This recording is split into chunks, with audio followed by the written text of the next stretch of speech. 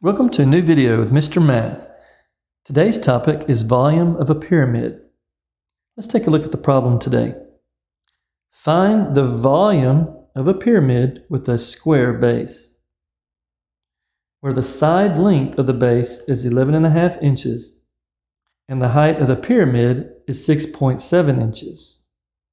Round your answer to the nearest tenth of a cubic inch.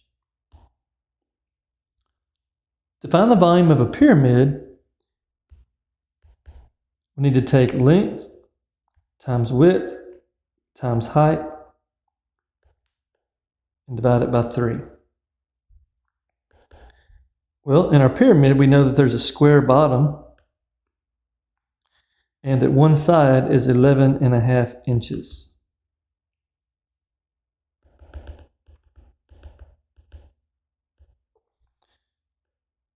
So, with that in mind, the length will be 11.5. The width will be 11.5.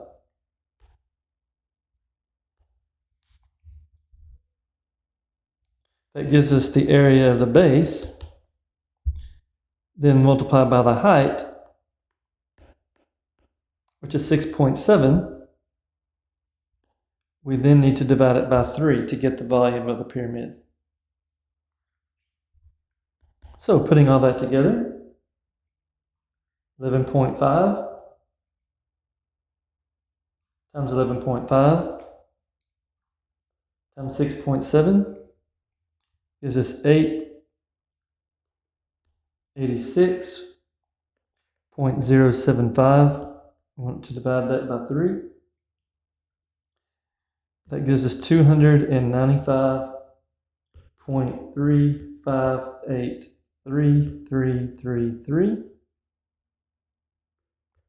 But we want to round our answer to the nearest tenth of a cubic inch. So we will say the volume of the pyramid is approximately equal to 295.4.